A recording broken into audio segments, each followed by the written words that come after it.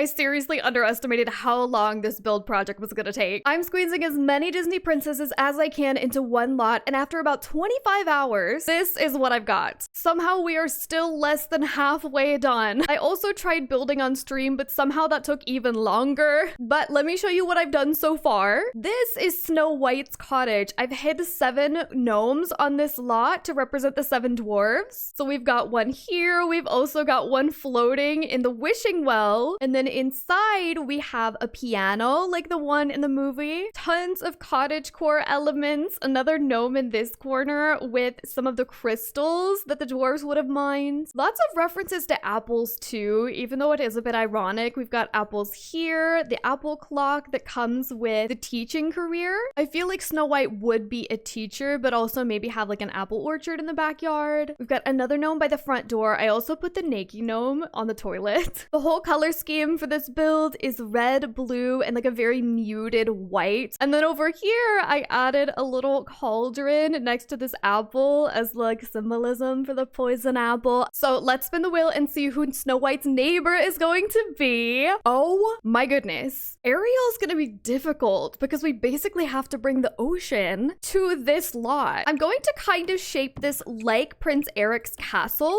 and use the colors of Prince Eric's castle as well. I am, however, not using curved walls. So instead, I'm using these hexagons so that I can place individual towers. Then to give the illusion that these walls are round, I'm gonna use round roofs instead. I'm pressing Shift C to add more points to manipulate on the roof. Now I'm gonna add at least one tower. I'm debating if the center should have a tower as well. I'm just altering the pitch of these roofs to kind of vary the height until I'm kind of happy with the height difference. I'm gonna raise this up on a platform, add stilts underneath the house, and you guessed it, we are adding a lagoon. So I've just built a deck with some stairs coming to it and raised up the land just in the front here. Now we have to do some landscaping. I think this bright blue water is the most ocean-like. Island Living has a ton of these pieces of coral that we can use. I'm also gonna leave some underwater just to make it a little more realistic. I love how this pole is going right through the middle of this hole right here. There are also these individual pieces of coral that I can put in, including this giant sea sponge. I'm just using the bracket key to size it way down. I'm using some of these larger pieces to add layers in the depths of the water. Ideally, this is just a little lagoon that if you swim down far enough, you can get to the ocean from here. It's theoretically possible. I love how colorful this is. It reminds me a lot of Triton's castle. I'm just using the smooth tool now to make it look a little bit more like a shoreline. That helps with the rock transition between the rocks and the sand too. I do want to add just a couple of palm trees there. Now it feels a little bit more isolated, the transition between these two, despite both having trees around them. Let's work on the exterior. I know I want the roof to be red, and we got this really pretty red roof that looks like fish scales in for rent. It also came with this really pretty scalloped edge. And then the main structure is going to be white. This is the part that I'm basing off of Eric's castle. So we've got both the human world and the sea below represented here. I'm gonna add this piece, which is base game and actually does match pretty nicely. We are decorating for Ariel though, and I think this door kind of looks like it's made from seashell, sand dollar texture. I've got these matching windows from Realm of Magic that work so well for these towers. You can also put this gorgeous window in the back. Those look like little mermaid tails, don't they? And another big round window in this tower. And then to fix this little space, I'm just adding a tiny half roof to help blend this back section in. It also helps the middle be a little more defined. I love this exterior. It is so clean, and yet the details are so intricate. And it's not just a castle, it's also her home. So let's add a cute little welcome mat. This one ties in the color of the roof and the ocean underneath. All right, let's start working on this interior. One thing I am sure of though is I want this area to become her treasure trove. I'm adding built-in shelves on our empty walls for all of her goodies. And we of course can't forget our sculpture of Prince Eric. I love this mossy green texture on him, like it's been under the sea for a while. So I'm actually gonna play into that a little bit and use this for the flooring. We can just pretend like this is moss or algae and put some natural stone on these walls too. This this has the blue from her tail, the red from her hair. Now we just need to add in the thingamabobs. I feel like it would be fun to add in other Easter eggs from different princesses. So we'll have a clock for Belle, maybe these shoes for Cinderella, this gnome for Snow White. He's so angry. I'm also adding in human items she just wouldn't understand, like a car or a lunchbox. You know what? I honestly think Ariel would have the klepto trait. She doesn't really understand that stealing is bad. She's just collecting things. Let's put in these pots and pans for Tiana. Ooh, and these Lunar New Year envelopes for Mulan. I wonder if all the other princesses know that Ariel's been taking their stuff and just kind of let her, or if they think that there is a mystery thief in the neighborhood. Then in the corner here, we'll have a cozy little chair where she can sit and admire all of the things she's collected. I do think she at least figured out what to do with string lights, so I'm gonna add some on this wall as well. Ooh, let's change the lighting color too. I've gotta say, I like the purple though, because that starts to incorporate the color from her tail. Now let's go downstairs and have the kitchen take up this space. This fireplace is gorgeous and a great entrance. The design kind of looks like shells. The fire can be whatever color we want. The floor should be some kind of beautiful mosaic tile. We have a lot of options for that. To get these corner pieces, I'm just gonna hit Control F so I can place quarter tile with the little hints of red in there and the teal. That is very Ariel though. Oh, I love it. Let's also get a very fancy chandelier. This one sides down is incredible. Does that not look like it's made of seashells? I'm also gonna make the light very cool toned as well. And just so we do have some semblance of a living space in here, I'm gonna add chairs on either side of the door. And this sconce could not be more perfect for replicating her tail. I decided to change the center light to pink because it has this really subtle purple glow. I think that's the best way to start bringing purple in here without clashing too much. As for the wallpaper, I'm kind of feeling this bright seafoam green from For Rent. Once I add in these columns, it definitely starts to come together. And that is our entryway pretty much finished. So her bed is definitely going over here. And I am probably gonna end up going with the open concept. I could delete this window and use this bed, especially if I put these mermaid sconces there again. Then I'm just using this textured stone to kind of emphasize the headboard. And then above her bed, I'm gonna put this shell decal. Oh, I can do it in pink. That's really cute. In that case, I'll also make the curtains pink so that we have a little bit of cohesiveness. Once I've added the purple lighting in here too, there's this color gradient on the wall from green to purple. So good. Move the dining table here and only have the 2 seats.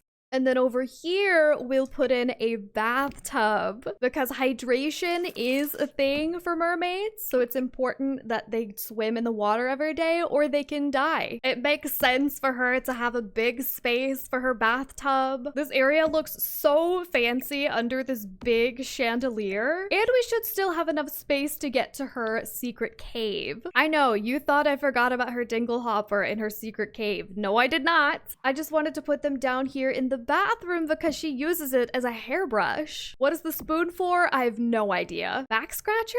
Oh, let's also add a fish bowl so that she can have Flounder hang out with her. Just a few more plants and candles, and this is looking so cozy, yet so simple. And finally, we have right here, which is going to be the kitchen. I don't think Ariel would really be capable of cooking for herself anyway, but I am going to give her a full fridge and stove and a counter so that she can attempt it if she really wants to. I'm also gonna box in the kitchen a little bit. That way this galley feels more enclosed and like a separate space from the rest of the house. Also means I can play with this space a little bit more. I'm kind of feeling this one. It has that matching green swatch at the top and then blue tile beneath it. Okay, I'm done. It's decided. And then to really tie this kitchen together, I'm gonna take this from Romantic Garden stuff and drape it over the top of these cabinets. Oh, let's even do purple flowers to bring in, of course, the color of her shell bra. And then once I add in some overhead lighting here, we should be able to see it just a little bit better. And with the kitchen done, we are finished with Ariel's tiny house. I love how unique it is. I feel like, of course, she wouldn't understand the way that human houses are laid out. So this makes perfect sense for her. But most of the time, she's gonna be hanging out in the water or at her friends' houses anyway. way. Let's go across the street next and see who's gonna live right in front of Elsa's house, aka Freeze to Death. I would be happy with any of these. Oh, yay, Jasmine! That means we could use all of the new stuff for rent because we're mimicking the Sultan's palace. Essentially, we're building the desert version of what we just did. I never realized how similar they were before, but they're both like blasted stone, round walls, round roofing. I'm gonna kind of do the same thing with the roofing, except I'm not gonna have the different levels. And of course, it'll be gold. This is a great opportunity to use the other scalloped edge. And then right on the top, we will put in a golden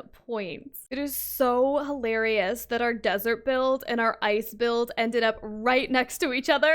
There we go. That sand color is a little bit less intimidating. There is a scene of Jasmine sitting by a fountain with Raja. So of course I have to add this fountain in. I'm also gonna add in this spirit house from For Rent. It comes in this white and gold swatch that will match the exterior of this build. Now I'm just gonna go in with the fanciest doors and windows that I can find. We just turned this palace into a functional house. That's so cute. And now all she needs is her little balcony so Aladdin can whisk her away on his magic carpet. Then I'm actually gonna have this mosaic path extend all the way out here. We can place it around this fountain as well and extend the path to that. Then I can use these outside pieces to frame our path in. We've also got corner pieces, and I'm just rotating these pieces by using the greater than and less than signs. And I'm just doing the same thing on the other side for the spirit house. Since we don't really need many plants out here, I'm just gonna go in with some clusters of debug rocks around the base of these trees. And then to finish off landscaping, I'm gonna take these dry plants around the entrance here. I'm just going in it with terrain paint that's a little bit darker to add some more depth. And in this case, I'm actually gonna use one that's a little bit lighter too, just to make those exposed areas pop a little more. And there we go. We finished the exterior of Jasmine's house. After goofing around a little bit, here's the layout that I've come up with.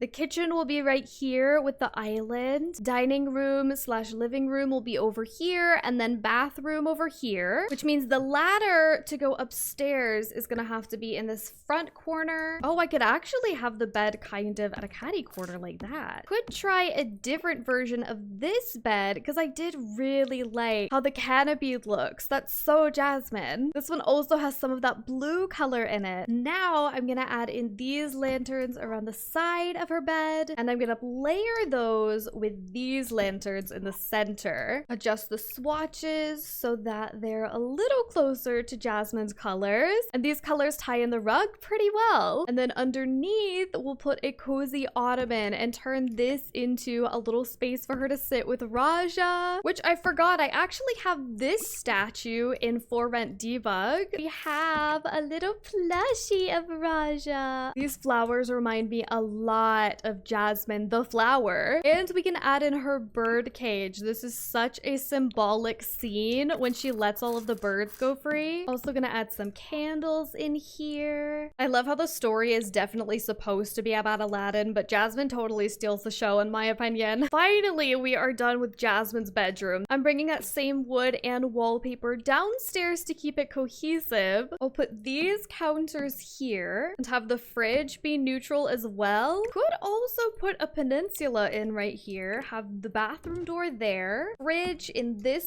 corner. Oh, and I just realized if I put the fridge in this corner, I could have a pop of color. The journey has been made. We have arrived at the destination. And these upper cabinets are so beautiful. So I am just squeezing in as many as I can. I'm also gonna put these beautiful lights from Batu over the island. And I guess while I'm at it, let's put a sink in here too. And there is so much clutter from For Rent that will fit beautifully in here. The general premise of a kitchen is adding as much clutter as you can possibly fit. I love it. This room is finished. Let's quickly do this dining room where I'm gonna use another gorgeous light from Batu. And then to keep it simple, I'm going to use the dining chairs and table that are part of a set that came with For Rent. And look, it has the little yellow detail. Oh, I love how this swatch of plant looks and a little bit of purple in there too. you. And let's do the bathroom. I already picked out this really cute sink, and I think it's only fitting that we put the squat toilet in here. I'm gonna move the sink and the squat toilet over to this side. I'm gonna use this gorgeous wicker mirror from Growing Together. And then over here, we're gonna do another gorgeous feature bathtub moment. This time I am using the swan bath. It just fits so well. I'm also going to surround the bath with candles. I just think Jasmine really invests in her self-care. But I'm curious what you think Ariel and Jasmine do for a living. Whatever it is, Jasmine is